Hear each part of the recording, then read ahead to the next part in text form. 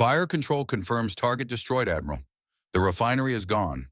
The words carried across the Dominion command deck like a hammer dropped onto steel. Admiral Tovin Zeth did not need the confirmation. The blaze blooming across the waterline of the blue planet was visible through the polarized screens.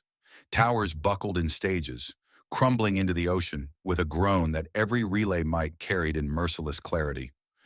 Oil ignited into sheets of fire, turning waves into a spreading inferno that clawed outward in orange claws. The display of power was never intended to be subtle. It was a demonstration carved in flame. Earth had 10 days to submit, or its cities would follow that refinery into smoke and ruin. Colonel Eric Danner watched the same destruction replayed underground on the laser plasma displays that bathed the United Defense Command bunker in cold white light. The images showed fire blooming outwards, black smoke climbing into the troposphere, and the distorted faces of fishermen who had seen the horizon vanish under an alien strike. The conference room had no windows, yet the heat seemed to radiate into the space, carried not by flame but by the realization that every man present had just witnessed a preview of what would befall his people. A general slammed a fist on the table. "We can't fight that. One strike leveled half a coastline. We don't have weapons that can swat ships hanging in orbit." Danner answered without raising his voice. "That refinery wasn't the weapon. The countdown is." Heads turned toward him, some angry, some curious, all hollowed by fear. He leaned forward, his tone sharpened by the urgency he had felt from the first instant the ultimatum had arrived. 10 days is not a gift. It's a laboratory. Every action we take, every argument we air, they are measuring us, building a model. When their clock ends, they will know exactly how we move, and then they'll cut us down with the efficiency of men culling livestock. The silence that followed was broken only by the clatter of a pen dropped on the floor. Men who had argued a moment before now stared at the wall where Dominion orbital paths glowed in arcs of green. The realization spread slowly. An empire that conquered through calculation had not offered mercy, but data collection. Brig Asher, commander of the submarine flotillas, shifted his chair until its legs scraped concrete. His broad shoulders strained against his dark uniform. "If we accept that," he said, his voice carrying the grit of saltwater officers who had lived half their lives below waves, "then the only way forward is to stop them from measuring, and that means cutting off their sight." Danner nodded. "That's where Project Ravel comes in." He brought up another feed on the wall, one not seen in decades, diagrams of old power grids, satellite control networks, and long-abandoned failover systems buried under layers of bureaucratic dust. Ravel was designed for a nightmare, not to preserve infrastructure, but to break it, to collapse our own grid if an adversary ever gained control of it. It was filed away because no one believed we'd be desperate enough to use it. But this is the one knife we still hold. A senior official frowned. "You're suggesting we blind ourselves? Throw our own people into blackouts and chaos?" "Yes," Danner replied bluntly. "We can rebuild a power line. We cannot rebuild a civilization erased in 10 days. A full cascade will knock every orbital tracking system off balance. Their fire control depends on synchronized data streams. When those collapse, we have a short window, not an hour, not a day, 10 minutes if we're lucky. That's when we strike." Milan Cade, the signals engineer called back into uniform after years in reserve, rubbed tired eyes beneath his glasses. "I've studied their transmissions. They ride the ionosphere for relay. If we drive it into storm conditions during the blackout, their arrays fold like paper. They'll still have gravimetric tracking, but that's slower, minutes behind. 10 minutes where they're guessing is 10 minutes where we act." His fingers drummed the table with growing certainty. "But we must accept the cost. Cities will go dark. Hospitals will lose power. People will die not because of alien fire, but because we pulled the plug ourselves." General Rourke spoke at last, his voice gravel-ground by decades of command. "What will we use to hit them when they're blind? Missiles? Our birds will be shot out of the sky before they cross halfway." Danner shifted to the next file. On the display, ballistic arcs glowed red against orbital rings. Not missiles, Rhodas, tungsten, dense as sin, riding on magnetic assist rails. Submarines will surface for seconds, fire, then vanish. The Dominion shields are tuned against energy weapons, beams, plasma. They aren't built to stop dense slugs crossing their field in an instant. 9 hits could gut their carriers. We won't destroy the fleet, but we'll bleed it bad enough to change the calculus. Asher leaned forward, his jaw tight. Give me the timing, and my crews will do it. But make it clear, every captain knows half of us won't come back. Once the first rods fly, those ships will scour the ocean for us. His words dropped like weights, but there was no hesitation in them. Danner turned toward Holt Varon, tasked with ground civil defense. Holt's thick hands gripped the edge of the table, as though steadying himself against the tide about to break. I need convoys of generators and water filters moved tonight, he said. Pharmacies need dry ice for insulin. Firehouses need printed instructions to hand out. People must know how to keep water clean and toilets flushed when the pumps die. They'll curse us, but they'll survive. If we fail them here, it won't matter what happens in orbit. The bunker smelled of sweat and recycled air, thick with the weight of choices that men would have to live with long after this room had been sealed. Danner let the silence run before speaking again. We don't have the luxury of perfection. We have a knife, and we either cut ourselves shallow now, or we let them gut us in 10 days. That's the only choice left. A murmur spread around the table. Some men looked down, others exchanged brief nods. The vote was not unanimous, but it was enough. Above Earth, Dominion Admiral Zeth observed the quiet planet with a strategist's satisfaction. Reports showed markets stabilizing and diplomats sending out cautious signals of willingness. He read compliance where others might see defiance. Keld Audrin, his systems theorist, approached with hesitation. Admiral, I've flagged unusual energy signatures. Civilian satellites lighting without pattern, atmospheric harmonics clustering strangely. Zeth barely glanced at the feed. Are they a threat to the schedule? Audrin hesitated. Not yet. Then the schedule stands. Far below, Brig Asher distributed laminated firing sheets to his captains. Each card was smudged from handling, the numbers memorized until they might as well have been tattooed. You'll surface once, fire once, and dive. Some of you will not make it to the second shot, but if we strike together, the sky itself will shatter. His men did not cheer. They nodded, shoulders squared, eyes steady. Milan returned to his workshop, rerouting lines and marking sequences on boards scrawled with chalk. He worked without pause, his hands steady even when his body shook.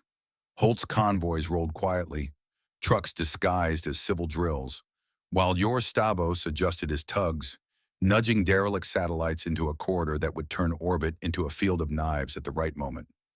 Danner stood apart, watching his plan move through hands more capable than his own. He thought of the refinery burning and the clock ticking toward surrender. The world above expected silence. What it would receive was 10 minutes of blind chaos, enough for men willing to burn their own lights to strike back from the dark. Lock the schedule, Cade. Lights go out on my mark, and nothing slips. Arik Danner's command cut through the bunker like a blade scraping stone, and Milan Cade answered with a curt nod that betrayed the grind in his eyes. Rows of laser plasma displays painted the room in chalk-white glare, maps shifting as if the continents themselves were bracing for surgery. Technicians wiped damp palms on uniforms while coffee cooled into bitterness that clung to the tongue. The air tasted of dust and old filters. The floor vibrated under banks of switchgear warming under load. Danner leaned closer to the heads-up displays, power corridors, relay trees, and hand-drawn notes taped to the bezel, then tapped a knuckle beside the timer. 10 minutes in the dark is all we'll own. Make those minutes count. Katie Hardy adjusted his headset and traced the cascade path with a fingertip.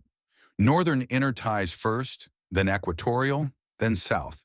Staggered overload, staggered collapse, with enough asymmetry to keep their models drunk. When I say go, the world forgets daylight. Down where steel sweated and pipes sang their quiet complaint, Brig Asher briefed his captains in the cramped wardroom of the lead boat. The table smelled faintly of oil and salt. Men chewed through nerves with gum that had long since lost its sweetness. Brig slid laminated cards across the scarred surface, one for each officer, the print crisp, the times drilled into memory until the numbers lived under the skin. Surface windows are 20 seconds, not 21. Once you breach, the wind will tear at your eyes, the water will try to slap the breath from you, and you will launch anyway. He met each man's gaze until the room steadied. A junior officer cleared his throat. Sir, if the first volley draws counterfire onto our last known, do we still hold station? Brigg lifted his chin. You hold unless the sky starts eating the ocean directly above your bow. If that happens, cut your loss, give the next boat the lane, and save a shot for the carriers. We're not playing for glory, we're playing for math. Someone snorted a laugh that tasted like iron fear and pride in equal measure. Brigg gripped the table until his knuckles blanched, released, and let the boat's muted thrumming soak into his bones. A rhythm learned over years underwater. A rhythm that said, in its own language, keep moving. Holt Varan stood in the back corridor of a public clinic where bleach and warmed plastic mixed into a dry sting at the back of the throat. The generator pallet rattled as his crew muscled it through double doors. The nurse on duty, thin, unshaven, exhausted, passed him a clipboard with rough hands and a grateful nod. Holt pressed printed sheets into the man's palm. Bold instructions on keeping water safe in a tub, dosing chlorine drops correctly, venting rooms when windows stuck, and rotating insulin packs with dry ice. You hand these out in stacks, Holt said, voice gravelly from a night without sleep. Tell them to fill bathtubs before the switch. If they miss that step, they'll lose more than patience. The nurse swallowed and blinked hard. My brother's on dialysis. How long will the outage last? Holt did not improvise comfort. Long enough to test us, short enough to survive if we think before we panic.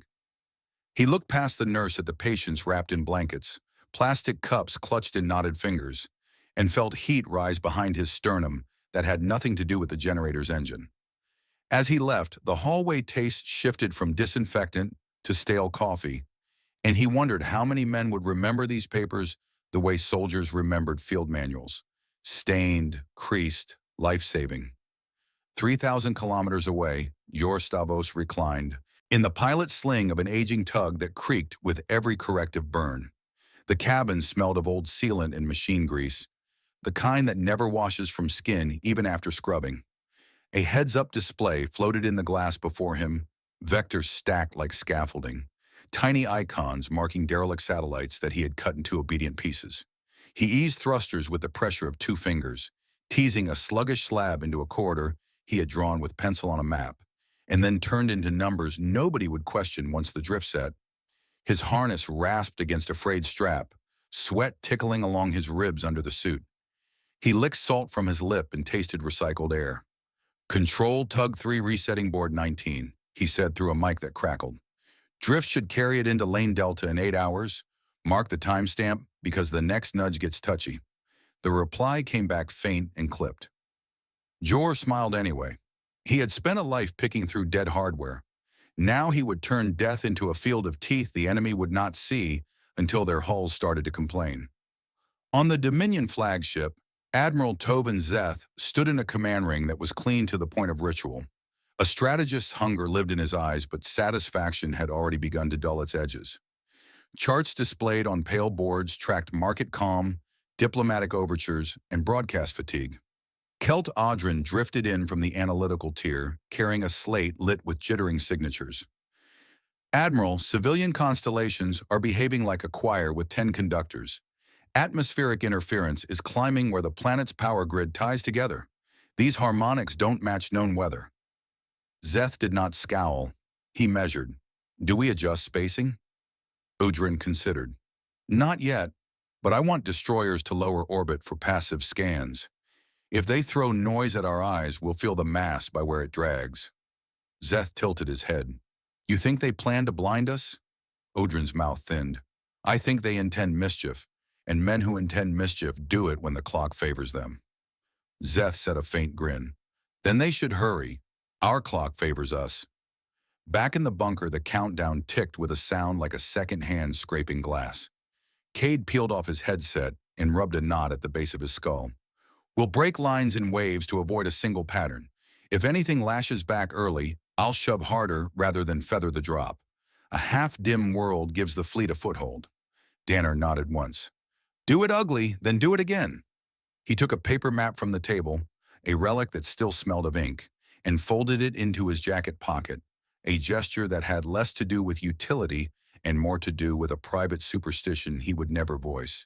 Someone handed him a styrofoam cup. The coffee inside had gone to sludge, but he drank and welcomed the bitterness as if it were penance. He scanned the room. Men spoke in low tones, checked lists, rechecked, and avoided the kind of false cheer that dissolves when the first shock arrives. Brigg climbed the ladder to the sail and broke through to a world of cold air that slapped the lungs awake. Wind tore at his cap, spray pricked his cheeks, and the salt on his tongue tasted like war had reached up from the deep to bite him. He raised binoculars and tracked a slate sky where the Dominion destroyers made faint lines that only experience could read. A deckhand leaned close. "Sir, my father builds radios. He said if the news says cut power, he'll cut power. He never listens to broadcasts, but he listened to me." Brigg let the glass fall against his chest and set a hand on the sailor's shoulder. "Then your father will help win the first fight he ever fought." The deck pitched. The boat flexed. The sailor swallowed twice and smiled in a way that looked like a man preparing to meet a storm head-on without any swagger. Holt's convoy idled at a city intersection where diesel gritted the back of the throat and the sun turned the truck's cab into a hotbox. He rolled down the window, waved a police officer forward, and handed over a bundle of printed leaflets tied with twine.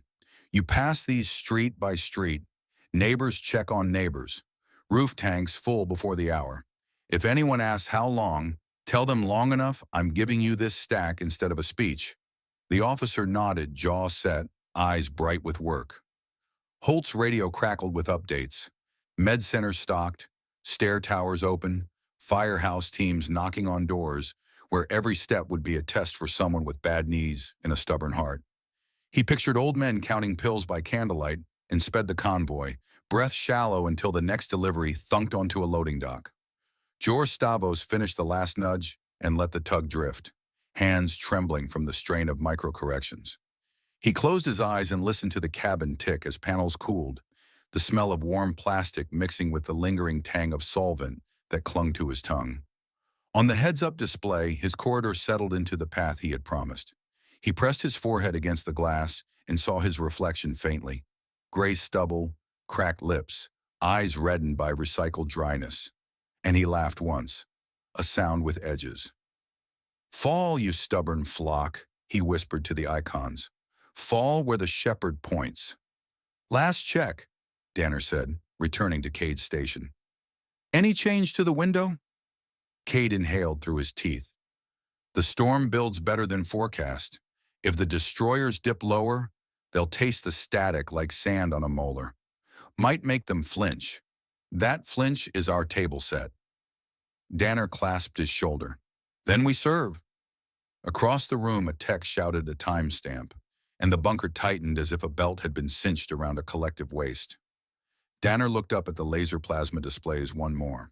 Time, grid lines bright, oceans dull, cities pulsing with the lives about to be interrupted, and felt heat in his chest that was not guilt and not pride. It was commitment sharpened by dread. Far above, Audrin watched a destroyer fire a rippled warning at a phantom skimming the waterline. Steam rose, waves chopped, and the return vanished because it had never been there. He studied the barrel heat bloom and said quietly, almost to the slate itself, "They are baiting us." Zeth turned without annoyance. "Then stop biting." In the bunker, Milan Cade set his palm on the breaker lever. The metal felt cool, the skin of it nicked by years of other hands, the edge biting his callus enough to mark that this would not be gentle. He tasted old coffee on his breath, heard a pen roll across a console and drop to the floor, felt sweat pool at the base of his spine, saw the timer count down through the last thick seconds, and said with a voice that belonged to every man who had prepared a world to outlast a storm, "Stand ready, on my word." "Pull it now," Milan Cade shouted, and his fist slammed the breaker lever down. The roar of power leaving the grid wasn't heard in the bunker so much as felt. An invisible fist pressing through the soles of boots and climbing into ribs. Rows of laser plasma displays winked red as city after city blinked into black. the familiar glow of streets and towers collapsing into sudden patches of emptiness. Men winced as overhead lights cut out in sequence. Only the dim red emergency strips remained, painting the bunker like a submarine bracing for impact. Above ground, the world staggered. Cafes went silent mid-laugh as refrigerators clicked off. Traffic signals froze in confusion, and entire skylines lost their crowns of light. The darkness was total enough that people shouted instinctively, voices rising to fill the void left by vanished machines. Children cried when air conditioning stopped with a shudder, sweat already rising in crowded apartments. In hospitals, alarms shrieked as monitors dropped flat, nurses sprinting to crank emergency ventilators by hand. Brig Asher felt the blackout before the order reached his boat. The submarine shuddered as the relay grid above collapsed, a vibration that rattled cups off shelves and made every crewman glance upward with the same thought. It had begun. Briggs' voice was low but unyielding. "Surface window. Mark your shot." His helmsman's fingers darted across dials. Ballast shifted. Water churned in angry surges. When the hatch opened, sea air cut like a knife across Briggs' cheeks. His men gasped at the sudden rush of salt wind and spray as the deck pitched beneath their boots. "Launch!" Briggs commanded. Two rods, each as long as a telephone pole and twice as heavy, rose from their racks with the hiss of hydraulics, then shot skyward on rails that lit like welding arcs. They vanished into cloud cover, their trails already ripped apart by shifting. Whether a sonar officer muttered, almost to himself, "God help the others if those things don't hit." Brig answered without looking back, "They'll hit. Gravity hasn't failed us yet." Milan's cascade had done its work. Dominion fire control consoles screeched with false echoes. Heads-up displays painted hundreds of phantom contacts streaking across the atmosphere like rain that wasn't falling. Officers barked corrections, demanding verification from secondary sensors. But those too had been thrown into chaos by the storm. Admiral Tovan Zeth gritted his teeth, knuckles whitening on the rail. "Stabilize your arrays. Those are ghosts." Kelt Odrin shook his head, sweat forming along his temple. "They don't behave like noise. They mimic trajectories. Someone down there is sculpting lies." The first rod struck before the fleet recalibrated. It came in at an angle their shields had never been tuned to expect, tearing across the defensive lattice in a blink and burying itself in the flank of a carrier 3 kilometers long. The sound inside the hull was like a mountain shearing open, steel buckling, decks snapping, screams of tearing infrastructure that carried through bulkheads into men's bones. Secondary explosions flared, bright enough to be seen from Earth as streaks of orange across the stars. Zeth's officers froze, stunned by the raw violence of the strike. The Admiral's jaw locked. "Find the launch point, kill it."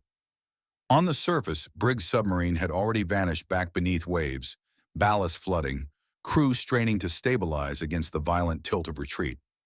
But another boat surfaced 10 miles away, its deck crew soaked by spray as they rushed rods into the launcher. A young lieutenant kissed his cross once, then called the order to fire. 2 more streaks rose into the storm, unseen except by radar confused into madness. Dominion destroyers raked the ocean blindly, beams carving trenches of boiling water, entire shoals of fish vaporized in plumes of steam. One blast landed close enough to slam Briggs' men into consoles. Blood splattered from a sailor's nose, teeth rattled loose, the submarine tilting hard before groaning back to level. "Report!" Briggs barked. The sonar officer wiped blood from his lips. "We're intact. Others won't be." Briggs glanced at the clock. Less than 4 minutes had passed. Back in the bunker, the displays showed the carriers in chaos, icons blinking, fleet formations collapsing inward to shield their command ship. Danner gripped the edge of the table. "They're curling up like hedgehogs. That means they're scared." Milan adjusted dials with both hands, eyes bloodshot. "It means they can't see." Another rod struck. This time a destroyer took the hit, its reactor blooming into a flare that blinded half the Dominion's orbital sensors. Debris shot outward, ripping into neighboring escorts. Odrin shouted across the Dominion bridge. There, weapons bypassed shield harmonics. "These aren't beams. They're mass weapons." Zeth snarled. Then recalibrate to kinetic vectors. We can't, Odrin fired back. Not while their interference storms feed phantom paths. Every adjustment costs time, and time is exactly what they're stealing. The Dominion fleet retaliated with fury, blind fire raining into ocean corridors. One submarine took a direct hit, splitting its hull in two. Men died without screams, water crushing lungs before shouts left their throats. Another sub surfaced too long and was obliterated, a geyser of fire and salt marking the death of 70 men. In the bunker, red tags appeared beside the boat IDs, silence filling the room heavier than any noise. Holt Varang closed his eyes, whispering something that was not prayer, but recognition. Keep the window open, Danner commanded, voice steady though his chest burned. Milan nodded, forcing his shaking fingers to hold the breakers down. Sparks spat from panels, the air filled with the scent of heated plastic and the copper tang of sweat dripping onto circuits. On Earth's coasts, people crowded rooftops, staring upward as the night sky burned. They saw streaks of fire across the heavens, some rods, some ships tearing themselves apart, and whispered in disbelief. A fisherman clutched his son's hand and said, "That's not stars falling. That's someone fighting for us."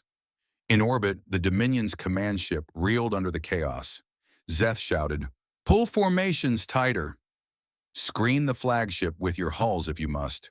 His captains obeyed, grinding ships into positions so close that collisions became inevitable. Sparks cascaded in docking corridors, crews slamming bulkheads shut as metal screamed. Udrin leaned toward Zeth. "Admiral, if they fire another wave, our own density will multiply the damage." Zeth's glare was raw fury. "Then pray their dark runs out before our patience does." 9 minutes into the blackout, Milan's hands bled from the effort of holding levers down, edges cutting his skin where sweat made his grip slip. "One more minute," he gasped. Danner bent close, voice low. "Make it last." The lights around them flickered, systems strained under the abuse. Sparks burst overhead in showers that hissed against the concrete floor. Then at exactly 10 minutes, the storm peaked. One final rod struck a Dominion carrier, splitting it along its central spine. The explosion lit the night sky above the Pacific like a false dawn. Men on every shore saw it and knew something irreversible had happened. In the silence that followed, Danner whispered, "They gave us 10 days. We needed 10 minutes. Phase 2 now. Cut the net and flood their eyes." Arik Danner's order snapped through the bunker, and Milan Cade swung to the second console as if the words yanked him by the collar. The laser plasma displays washed the room in stark white, fleet icons jittering, while static fanned across the margins like blown chalk. Switchgear rattled, dust lifted from conduit trays, and somewhere a relay popped with a brittle crack that made technicians flinch. Cade keyed the release for the next layer of chaos and felt the lever bite his palm. "Rusk, you're green. Open the box," he said into the mic, mouth tasting of copper and burnt coffee. Rusk Malin had waited in a concrete vault beneath an abandoned launch field, knees bouncing, breath shallow from air that smelled of oil and cold stone. His crews stood among stacked canisters the size of coffins, each stamped with a warning stripe that time had faded into a bruise. He lifted his visor, spat grit, and slammed his hand onto the arming bar. "Shatter munitions live," he growled. Hydraulic locks withdrew with a clank that trembled through the deck. Freight doors yawned, and the first cylinders rose into slate morning. Above the field, heads-up displays in the control van showed the climb, clean arcs, then a programmed split that scattered hundreds of compact drones. Rusk leaned over the operator's shoulder and stabbed at the screen. "Don't shepherd them. Let the flock find heat and wake. Their defenses will chase the wrong stories." Out in orbit, Admiral Tovin Zeth steadied himself against a railing as new clutter bled across the tactical boards. "Drive resolution back into the array and burn their decoys," he snapped. Kelt Audrin moved with tight economy, eyes narrowed at the flood of returns that stacked like layered glass. "These aren't simple reflectors," he said, voice low. "The patterns wander like fish schooling under threat, and every drone throws a different wake. If we shoot the nearest shine, we clear the path for whatever trails behind it." Zeth pointed to the inner ring. "Then close distance. Make our own bodies the screen. Captains acknowledged, engines burned, and the fleet pulled in around the flagship until spacing shrank to knife-width corridors. Brig Asher felt the ocean climb across his back as the boat rose for a second breath. The hatch cracked. Cold wind slapped his face. Spray salted his lips and stung a cut he hadn't noticed. Below him, the crew worked in a determined ballet, hands moving without waste, eyes alive with dread and duty. "We're not finished," Briggs said, voice steady in the rush. "One package left. Put it into the heart of their knot." The launcher whined as rails charged, a heat shimmer rolling across the deck. And then the rod leapt skyward with a flash that left after images dancing across retinas. "Down!" he ordered, and the submarine dropped, steel flexing, men bracing against the roll as depth cushioned their fall. On every coast, the blackout settled like an animal sitting on a chest. Holt Varan stood in a stairwell with a radio pressed to his ear, diesel stinging the back of his tongue from idling trucks below. A medic's voice cracked over the channel. "Generator. Surge at a clinic, battery backup failing, a child wheezing in a room that had warmed too quickly." Holt barked into the handset. "Route a portable set now. Team 3, carry, do not drag. Watch your footing, these stairs will eat ankles." He pounded the rail and sprinted down to meet his crew at the loading bay, fingers going numb from the cold steel of a generator handle as they muscled it onto a dolly.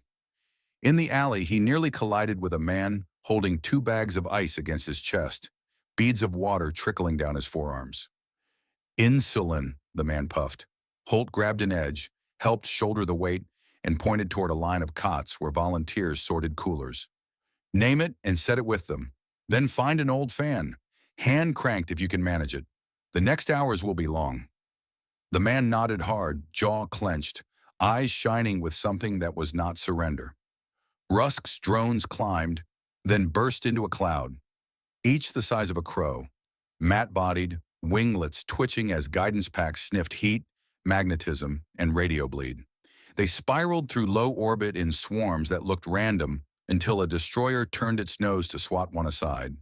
The rest bent away like schooling fish and poured through another gap.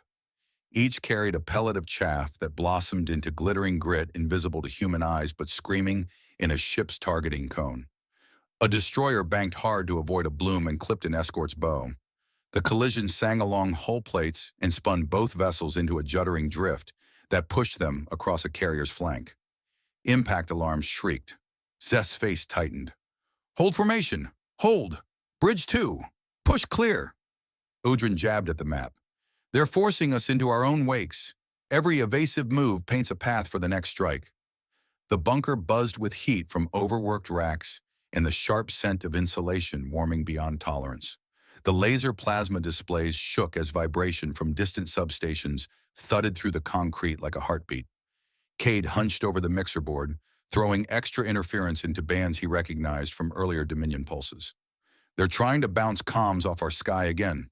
I'll load sand into their throat," he said, fingertips blackened with grime. Danner leaned closer, knuckles white against the console edge. "Give Rusk 30 more seconds of fog. Briggs' last shot is already climbing." A tech called out in a hoarse voice.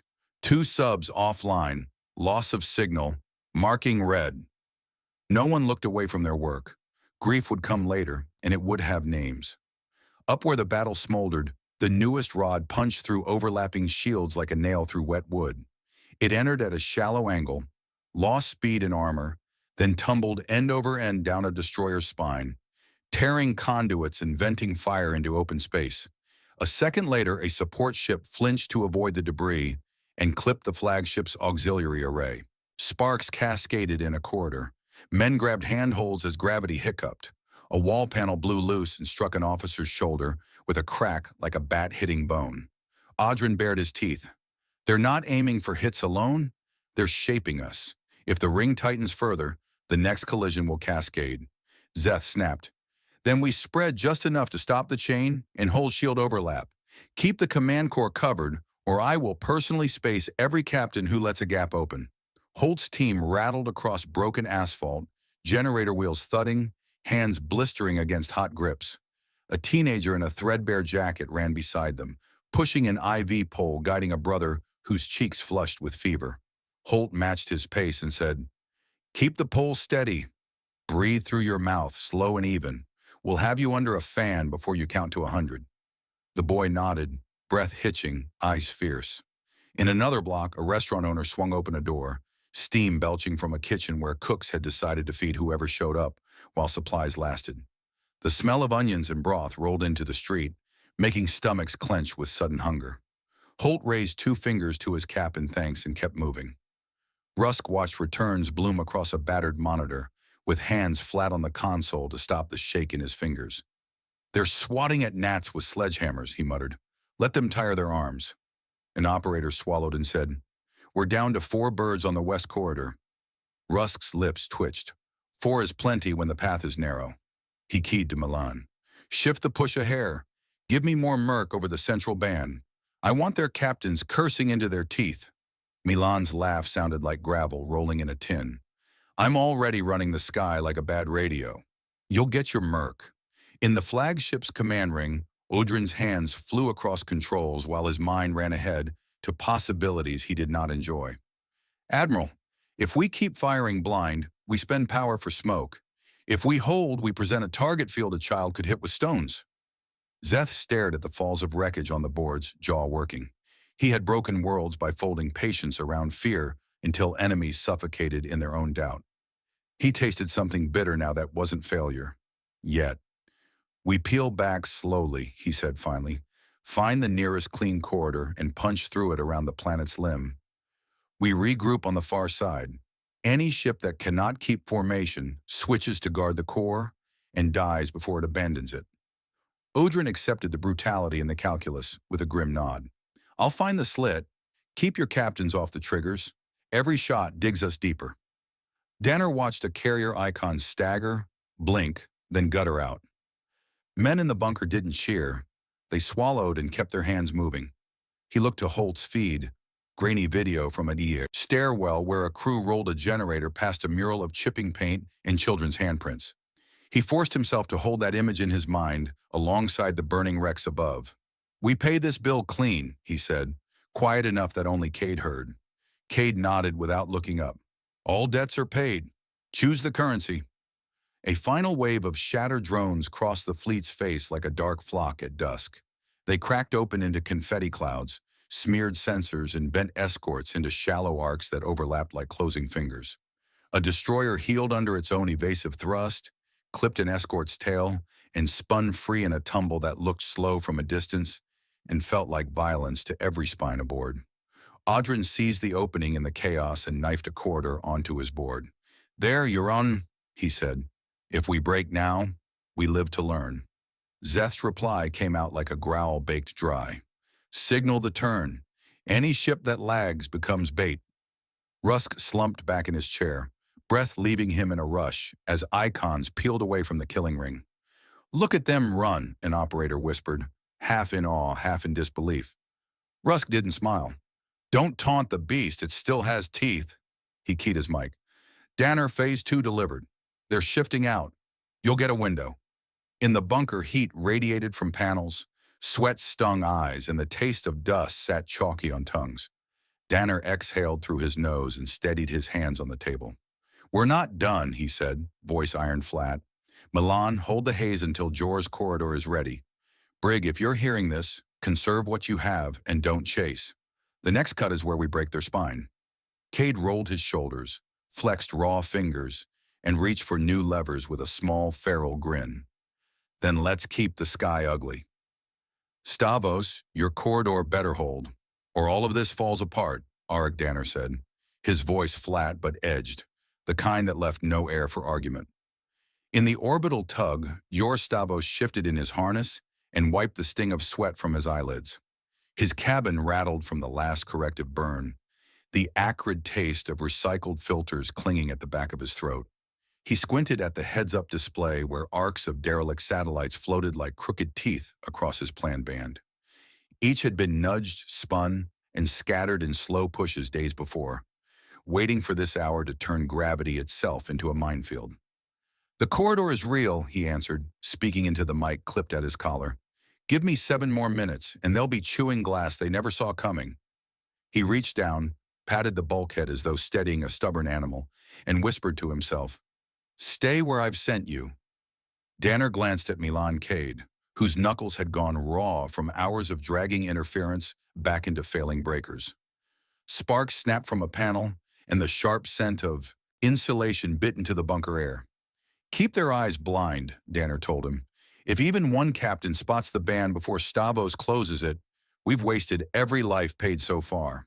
Cade managed a thin grin, teeth stained with coffee and fatigue. "Then I'll bury them in static until their mothers would mistake the signals for storms." Out in the Pacific, Brig Asher steadied himself against the tilting deck of his submarine. The hatch was open again, cold spray lashing his face, the salt sting forcing his eyes into a narrowed squint. His last rod lay cradled in the launcher, rails glowing as they charged. He thought of the names etched on his crew roster, men waiting below who knew the math was turning against them with every second. "Target corridor is shaping," his weapons officer reported. "Give the word." Briggs stared at the sky, though it showed only storm clouds swollen with rage. "We'll give them something to choke on," he said, then gave the order. The rod leapt upward with a flash like a white blade slashing the storm apart. In the flagship's command chamber, Admiral Tovan Zeth gripped the rail as another tremor coursed through the fleet. His eyes fixed on the laser plasma displays where more drone flocks burst into erratic waves. "They're hurting us," one officer shouted, panic cracking his voice. "They're pushing us into a channel." Zeth snarled, "Hold discipline. Keep overlapping screens." But Kelt Audrin leaned in, his face drawn tight. "Admiral, we're already in the channel. Look at the vectors. They're shaping debris into a funnel." Zeth slammed a fist against the console. "Then burn through it. Use thrust. Break out." Odrin shook his head. "Break out where? Every corridor bleeds into the same band. They've built us a box, and every move we make just closes it tighter." In the bunker, Danner stood with Holt Varon at his shoulder, eyes locked on the trembling displays. Holt's hands smelled of diesel and sweat, the skin cracked from carrying generators across streets that had turned to ovens without power. "Civilians are still alive because we've been moving like ants," Holt muttered. "If this doesn't end soon, those ants will scatter, and we won't get them back." Danner nodded without looking at him. "Then it ends here. Either Stavos' corridor eats their fleet, or it eats us." He leaned closer to the display, watching the Dominion icons cluster into a line that marched exactly where the derelicts drifted. Stavos' tug jerked as one more thruster pulse fired, pressing his ribs into the harness. His jaw clenched so hard he felt teeth grind. Outside, fragments of metal the size of trucks drifted into alignment, unseen from the fleet's sensors blinded by Cade's interference. He exhaled sharply, thumbed his comm. "Corridor's shut. They're walking straight into it. Danner, you'd better have Brig ready to slam the door." Above the planet, the first Dominion destroyer clipped a drifting panel. At that speed, even a piece the size of a suitcase turned into a knife. The ship reeled. Armor plates buckled inward. Alarms screeched across decks. Crewmen tumbled against bulkheads, ears ringing from the sound of ruptured hull. In the bunker, icons blinked red. "Contact," a technician whispered, sweat rolling down his temple. "First strike." Then came the cascade. One by one, Dominion ships scraped, clipped, or tore through the debris bloom. Sparks cascaded across void-dark hulls. Vented gas plumed like smoke trails. Shields flared, then collapsed under strain. Odrin barked orders to adjust thrust, but each correction shoved ships deeper into the funnel. Escorts slammed shoulders, a carrier scraped its flank raw against a destroyer, and a supply ship vented atmosphere like a bleeding wound. Briggs' last rod struck then, dropping through the funnel like judgment. It tore through a destroyer's belly, ricocheted into a carrier's shield already weakened by debris strikes, and detonated half its secondary reactors. The blast lit the sky in a fireball so bright that men on coastlines shielded their eyes as though the sun had split open. In the flagship, Zeth's mouth twisted into something between rage and disbelief. "How can they fight like this?" he whispered, not to his crew, not to Audrin, but to the air itself. Odrin answered anyway, voice hollow. "They're weaponizing their own wreckage. They've made the battlefield itself the blade." In the bunker, Holt leaned back, running a hand over his rough stubble. the smell of diesel still clinging to his skin. If this doesn't break them, nothing will. Danner didn't answer. He stared at the display where Dominion icons blinked like dying embers, waiting to see if the Admiral would cut his losses or bleed every ship he had left. On rooftops across Earth, families watched fire trails carve the night.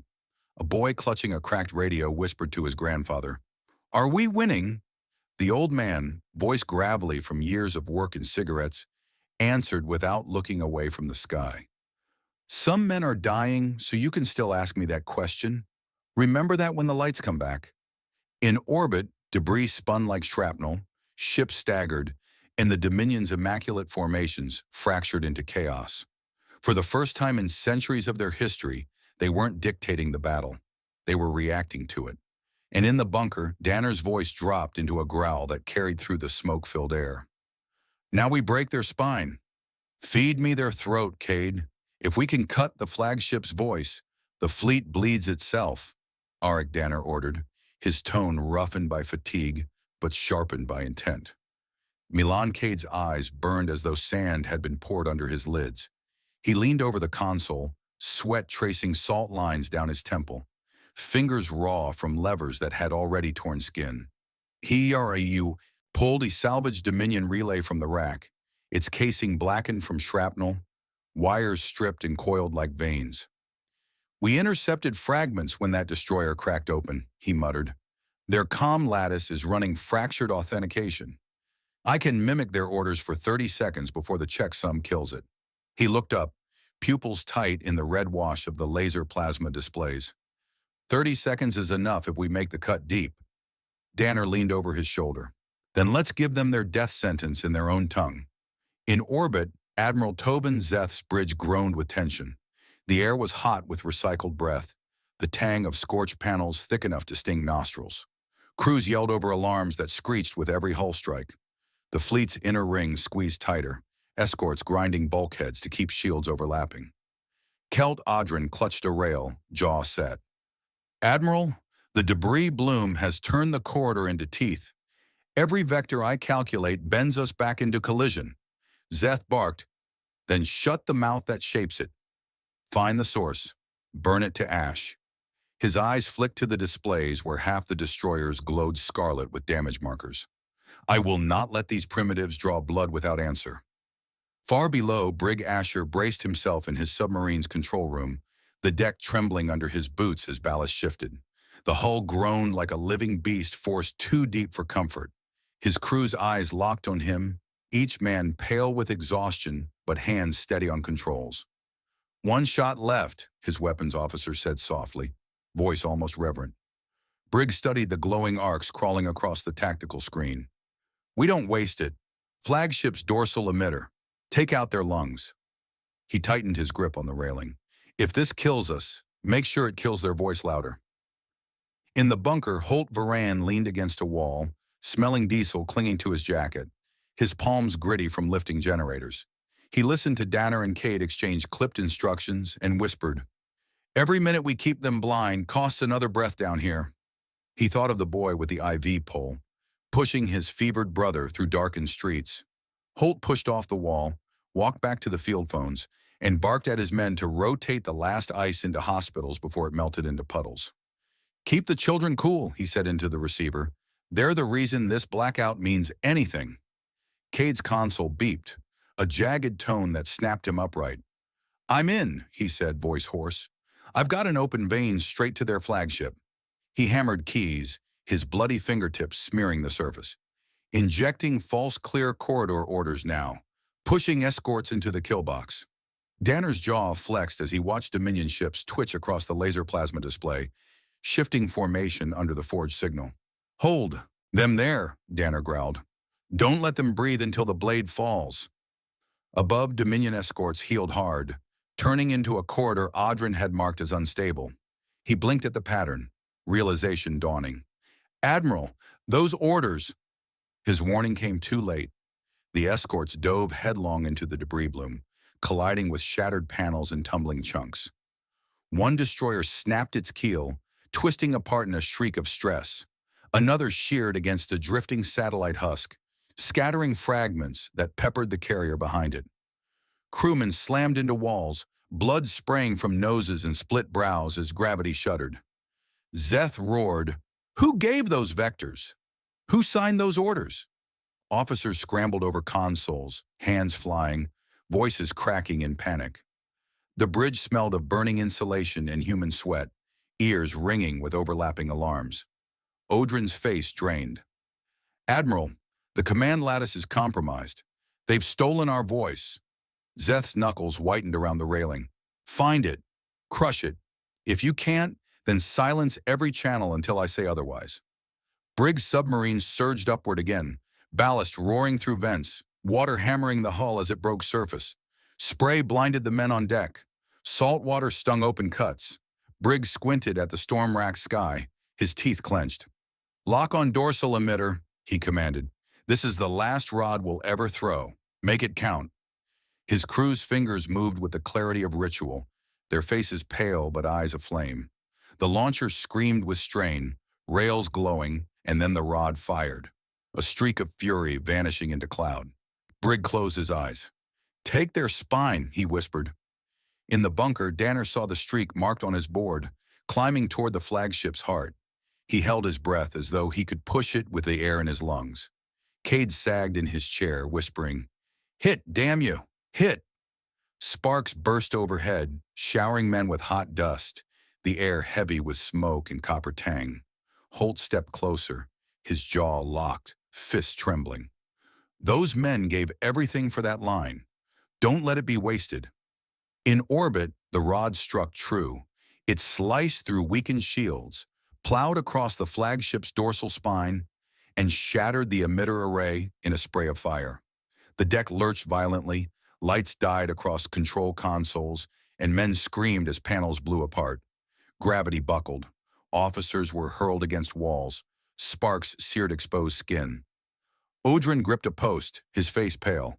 "We've lost command sync. The fleet is blind without central coordination." Zeth's throat worked as he watched icons vanish from his display, ships floundering like wounded beasts. His voice was low, jagged. "Signal the burn-clear maneuver. Roll us out of this trap, now." But the flagship systems lagged, damage slowing response. The maneuver twisted the massive vessel into the teeth of the shattered drone swarm. The drones bloomed like crows scattering, sensors feeding chaos into the flagship's struggling arrays. In the submarine, Briggs felt the retaliation before he heard it. A beam struck the water, boiling it into a geyser that slammed the boat sideways. Men were thrown from their stations, ribs cracking against steel, blood filling mouths. Briggs slammed against the bulkhead, coughing red. He pushed himself upright, gripping the console. "Status!" A voice came back, broken. "Hull breach! Forward compartments flooded." Briggs staggered to the intercom, his hands slick with blood. "All crew, it's done. You've carried the strike. Now carry each other." The boat groaned, tilted, and dove into the black. In the bunker, the ID tag for Briggs' submarine blinked, then winked out.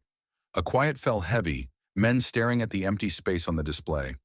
Holt swallowed hard, eyes glistening.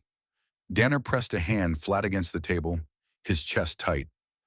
"He broke their spine," he said quietly, voice carrying enough weight to silence the room. In orbit, the flagship burned. Its dorsal array was gone, its fleet scattered, coordination shattered. The Dominion's greatest weapon, their doctrine of order, had been torn apart by men who fought with wreckage and sacrifice. Admiral Zeth clutched the railing, rage boiling in his chest. For the first time, he felt something unfamiliar. Fear that his empire's blade had dulled against prey who refused to be prey. Danner stood straighter in the bunker, smoke swirling, the air thick with sweat and electricity. He looked at the men still working consoles, their hands raw, their eyes hollow but alight. "The spine is broken," he told them. "Now the beast decides whether it dies here or limps away. Burn the last reserves, Cade. Give our men a corridor home." Eric Danner's command left no air for protest, and Milan Cade's cracked lips parted as if to argue. But he caught the weight in the colonel's eyes and turned back to his failing boards. The bunker smelled of sweat, hot wiring, and concrete dust. Sparks showered from a panel as Cade shoved a lever down with bleeding knuckles.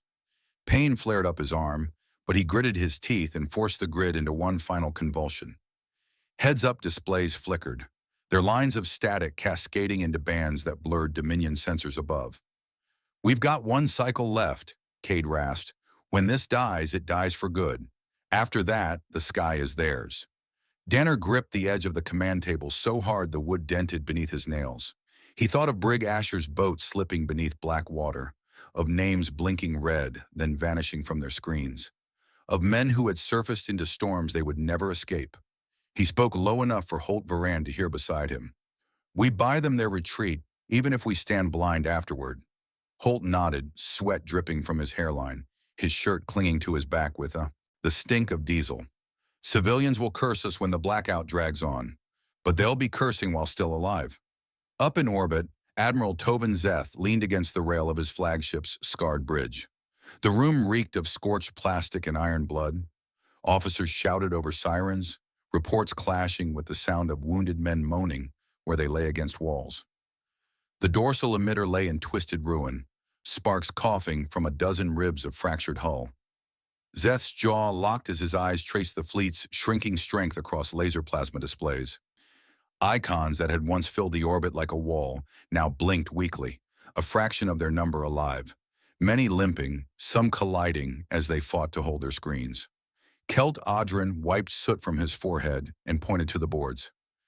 "Admiral, attrition rates project collapse in less than an hour. We have no central voice. Our escorts tear each other apart in these traps, and every correction drains more power. If we hold, they bleed us into ruin. If we retreat, we salvage survivors." His voice shook with strain, though his eyes held steady. Zeth's teeth ground as he studied a faint band along the planet's limb, one lane where interference thinned. "There's an opening." His officers leaned closer. "Is it genuine?" Odrin hesitated, then exhaled. "It could be a lure, but if we delay, this fleet dissolves into wrecks, Admiral." Zeth's hands trembled around the rail.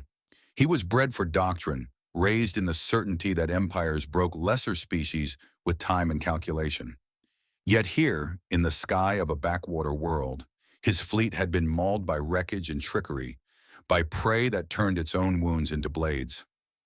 "Every captain follows me through that lane," he ordered, voice gravel tearing from his throat. "Any ship too damaged to keep pace stays behind and covers the withdrawal. The Dominion will not die flailing in orbit of this dirtball." Back in the bunker, Danner watched the icons begin to shift, peeling toward the corridor Stavos had engineered with drifting satellites. Holt frowned. "They're moving into the band. Think they recognize it for what it is?" Danner shook his head slowly. "Zeth doesn't see mercy, only threat. But he'll take the door anyway. It's survival, and survival is stronger than pride." On the coastlines, crowds stared upward at the streaks of fire dragging across the night. Families clutched one another on rooftops, children pointing at glowing trails that tumbled like dying stars. A fisherman spat salt into the waves and whispered, "They're leaving." His neighbor pressed trembling fingers to his lips, afraid to hope. Cade slumped sideways in his chair, his chest heaving, vision blurred. Danner caught his shoulder before he fell. "You held long enough," Danner said. Cade coughed, tasting blood on his tongue, and smiled faintly. "Long enough is all we ever needed." Above them, the flagship struggled through the bloom. Broken hulls scraped debris, sparks trailing across their sides. Destroyers vented fire. Escorts lost control. But the survivors followed Zeth's command, crawling toward the thinning band. Odrin stood stiff at the Admiral's side, voice tight. "We will regroup beyond orbit. We'll rebuild this doctrine." Zeth did not answer. His eyes lingered on Earth's shadowed surface. These cities drowned in blackout, oceans alive with fire scars. In those scars, he read something that unsettled him more than defeat. "They are ungovernable," he said softly, as if confessing. In the bunker, Holt pressed his palms together, fingers black with grime, and muttered, "They're breaking off." Danner leaned forward, sweat trickling down his jaw. His voice carried across the room, steady and heavy with both grief and resolve. "Hold power until their backs are clear. Then let it go. We'll carry the dark ourselves." The Dominion ships crawled through the last of the funnel, battered, broken, yet alive enough to flee. Behind them drifted wreckage, burning arcs, and the bodies of men hurled from shattered compartments. On Earth, the night sky glittered with trails of retreat. In the command chamber of a dying flagship, Admiral Zeth lowered his head, not in shame but in recognition. "Withdraw," he said. "We will not cage this world again." Danner stood straighter as the last Dominion icons peeled from the board. He closed his eyes for a moment, seeing Briggs' submarine slipping into silence, Milan's hands torn open on levers, Holt's men hauling generators through sweat-soaked nights. He opened them again and let his words fall like stone. "We paid the price," and the beast limped away. "They're gone," Holt Varen said, his voice rough from hours of shouting into radios, eyes sunk deep in a face streaked with grime. He stood with his back against the command table, watching Dominion icons vanish one after another, until the boards displayed only static haze and drifting wreckage. His words carried no triumph, only exhaustion, like a man confirming that a fire had finally burned itself out. Arik Danner did not answer at once. He stared at the ceiling where dust hung in the air, trembling in the low draft of failing ventilation. His ears rang from the pounding of earlier strikes, his body stiff from hours of bracing himself against every shockwave. He finally spoke, and the bunker leaned in to hear. "We held 10 minutes longer than we were ever meant to. That was enough to make them quit us." His words, though steady, carried the weight of an oath made to the dead. Milan Cade slumped sideways in his chair, bandages wrapped hastily around hands split open from levers and scorched breakers. His lips curled faintly, as if humor had survived where flesh had not. "Quit isn't the word," he rasped. "They'll mark us, in their records, in their councils. They'll call us something unfit for chains. That mark will outlive every one of us." He coughed, and the sound rattled like gravel poured into a bucket. Above them, the sky burned with streaks of debris. Families gathered on rooftops to watch fragments trace fire across the night. Children whispered that stars were falling, but older men and women knew better. They saw carriers breaking apart, escorts twisting into smoke, and they understood the meaning. Earth had not bent. Across darkened cities, the air was thick with the stink of diesel from backup generators. The taste of ash carried on winds from burning wrecks. The sight of candlelight filling windows that had once glowed with electricity.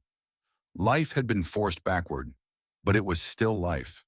In hospitals, volunteers cranked ventilators by hand while nurses wiped sweat from their brows. One doctor lifted a cooler filled with ice chipped from blocks that Holt's men had delivered, his hands shaking with relief when he slid it under medicine packs that would otherwise spoil. In stairwells, strangers carried elderly neighbors down steps, the smell of antiseptic mixing with human breath. Some cursed the blackout, others wept with gratitude, but all of them endured. Danner walked from station to station in the bunker, pausing at each console, touching shoulders, muttering words that were not orders but acknowledgments. He felt the heat of bodies pressed close in the tight room, saw the grime streaked across faces, heard the dry rasp of men swallowing through parched throats. Every sense told him these were not symbols on a board, not tools of doctrine, but people who had dragged an impossible weight and had not let it drop. He stopped at Cade's side and crouched so the engineer could see him without lifting his head. "You gave them silence when they needed it most," Danner said. Cade's eyes gleamed with exhaustion. "And you gave them 10 minutes to turn silence into a weapon. That's enough."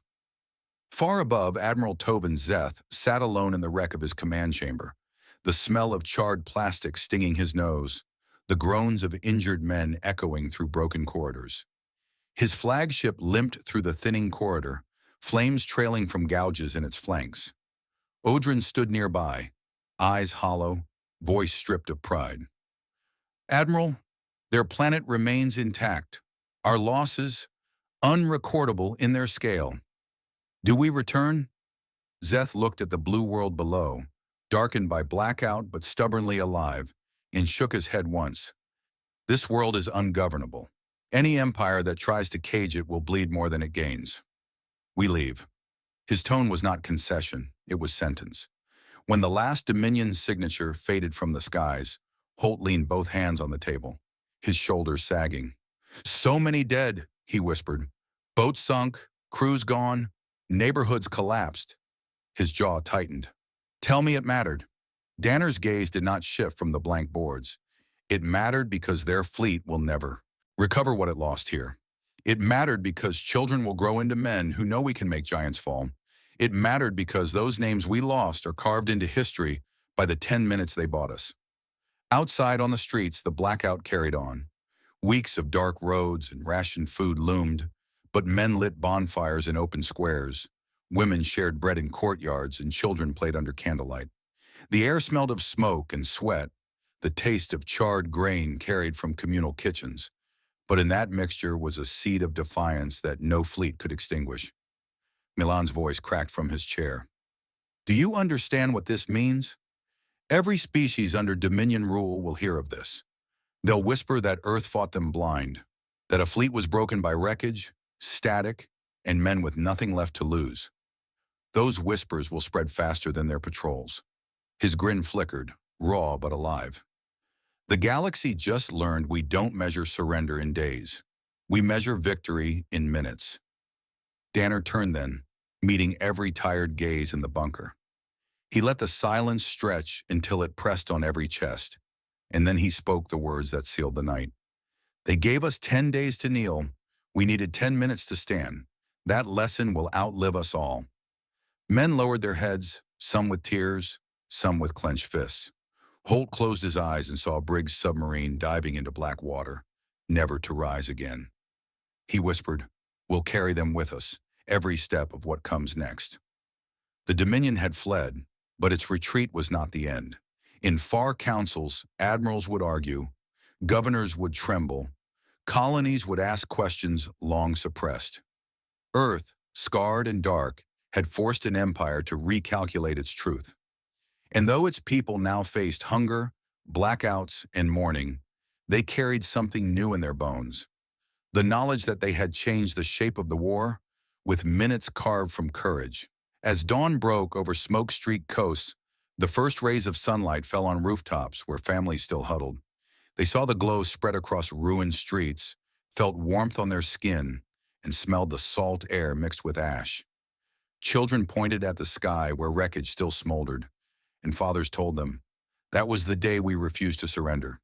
In the bunker, Danner allowed himself a single breath of release before straightening once more. "Now," he said, his voice steady, "we rebuild. In the dark, if we must. But we rebuild as men who forced an empire to bend.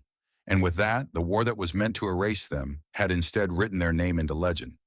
If this story gave you chills, make sure you hit that subscribe button for more thrilling HFY battles where humanity rewrites the rules. Now we want to hear from you. If you had been in Danner's place, knowing you only had 10 minutes to blind an empire, what tactic would you have chosen to turn the tide? Drop your answer in the comments below. We read every single one. Thanks for watching Stellar HFY, where strategy wins wars before they're ever fought. See you in the next story.